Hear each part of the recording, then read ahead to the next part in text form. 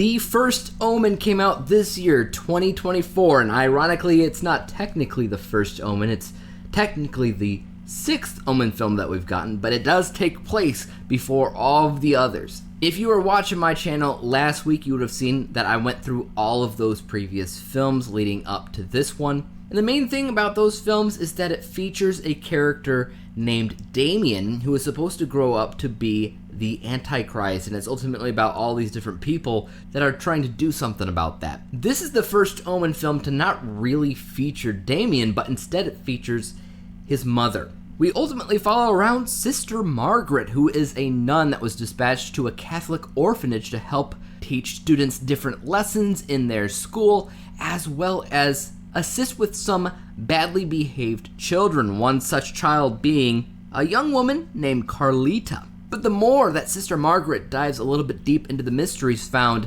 at this orphanage, she begins to unearth a conspiracy brought on by the church as they purposefully attempt to create the Antichrist. So before I get too far into the review, I did want to give a little bit of a spoiler warning. I won't give away the major spoilers, I don't think, just some of the plot points that might be a surprise if you haven't seen the movie before, or maybe even the trailer. I haven't seen the trailer, I don't know what it gives away. I went into this entirely blind. I had no idea what was in store. That being said, as I had mentioned, it's a little bit of a spoiler warning here. I won't give away the end, even though I do kind of want to talk about that a little bit. But I think that there are a few things that are essential to discuss if you are a fan of the series as a whole, because it might color your experience going in. Now that that's out of the way, I think that the main thing to talk about here is how it is considered to be an official prequel to the other series, but technically it shouldn't be called a prequel. It should rather be called a reimagined prequel, because it does change things here and there. I think that for the most part, it connects the dots rather well. While I do actually enjoy the film, there are some issues, which I'll talk about in a second, but in terms of how it specifically connects to the first Omen film, no pun intended, the actual first Omen film, I think for the most part, it's clever and even smarter in some regards, but it's not exactly the same. Now let's talk about those differences here for a second. In the original saga, we all know that it's been mentioned several times that Damien's not fully human because his mother was a jackal. In the first Omen, there's a jackal for sure. It's just not his mother, it's his father. This gender reversal thing, those who are a fan of the original series might hate that. They might say it nuked the fridge. They might say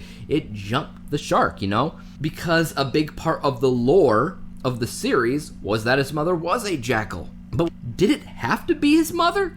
Personally, when I think about a jackal, I don't really think of a mother, right? A mother's supposed to be nurturing, and Damien's supposed to be the son of the devil, right? So it's very common to think of an animalistic beast when thinking about Satan. And jackal makes sense with all of that. And not only that, it tries its best, even though the original series said on repeat that his mother was a jackal, it tried its best to still make sense with the series anyway, as if the rest of the series was wrong or misinformed or misguided, that they thought it was the mother, but instead it was technically the father. And if you look at it that way, the movie still makes sense. If you don't, you'll just look at it as a reimagining type of deal that kind of works like the Kelvin timeline of Star Trek films, where it is its own thing, but it also ties in with the original series as well. Another change that this film made that kind of goes against the original saga,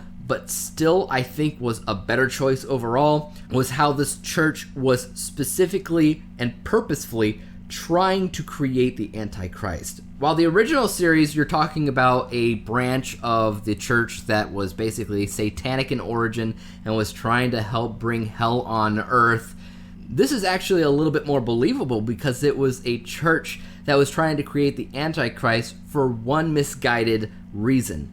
Because people kept on leaving the church, and they believed that if they brought the fear of God back in their lives, that more people would return to the church. So Basically, their plan, unleash the Antichrist, more people come to the church, more people come to God, and more people they save. I actually love this concept because it is 100% in tune with what religion often does, which is misinterpret the right thing to do. Because when it comes to religion, oftentimes Christianity, they believe that they know what's best, especially the strictness of the Catholic Church. And obviously there's like 40,000 different denominations or something like that of Christianity itself. So is it so far-fetched to believe that the Catholic Church branched out into one of its many denominations and you got this weird cult-like individuals that are trying to create the Antichrist? Is it that obscure? I don't think it is. This actually made sense.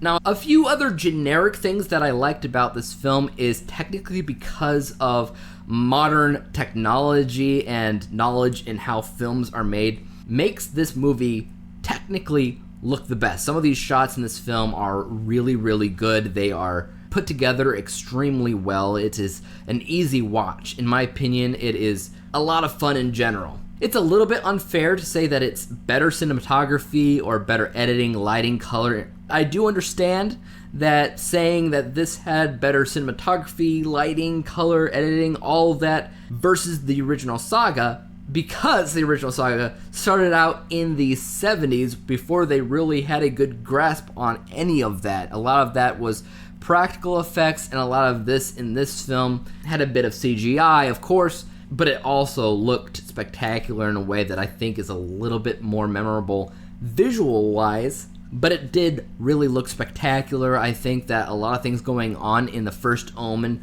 was a breath of fresh air to just look at versus 1976, The Omen, just specifically in visuals, you know? But don't get me wrong, I still prefer The Omen over this because of the tone that it elicits. Some of those death scenes in The Omen are incredibly iconic. No movie in this saga has ever been able to up the ante when it comes down to that. In fact, I feel like they know that they were never going to be able to do that, so all they try to do instead is to copy it. I can't tell you how many times I've seen a pole fall from the top of a church and impale somebody. I can't tell you how many times I've seen somebody jump from a roof and hang themselves saying, "It's all for you, it's for you." And it happens again in the First Omen, which I find fascinating given the fact that those were the things that happened because of Damien and Damien's subconscious, but in this it's wholly different. But we still see these death scenes that are almost shot for shot the same thing that we've seen in the past.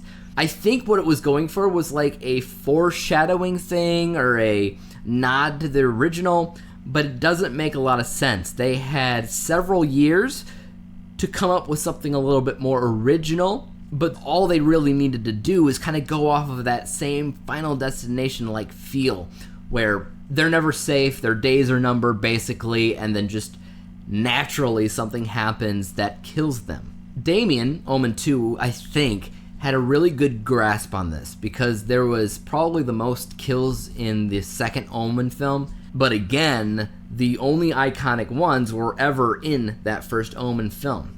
And they were done a little bit better technically in this movie without that tone of the First Omen film. It's not quite as special, and again, as original. So that's actually a big problem with this film, is its lack of originality, because at the end of the day, it just feels like we're watching a remake of The Omen again, just with a different character that they're focusing on. However, like I said, it does something at the end, I won't say what, that changes almost everything, and it allows for the possibility of a sequel. And not necessarily a sequel where they just remake The Omen again, but rather a sequel that focuses on different characters during the same period that The Omen movie is occurring. I think that that's a possibility. That's a route that they could take, but it would take serious mind mapping basically to create a story that is more original, because to be honest, we haven't really seen very much originality in this series since the third Omen film when Damien was an adult. Everything else has been pretty much what you expect. But ultimately, what would I score the First Omen? I'm gonna go with C+, right? It's a decent watch, you know, but it has a lot of good things going for it, has a lot of good ideas, but there's certain speed bumps that you can't really look past, given the fact that there's not much originality here. It feels mostly like just another remake of The Omen. And I would also argue that out of the entire bunch of these movies, that this might be the most convoluted because of some of the ideas that it had to introduce.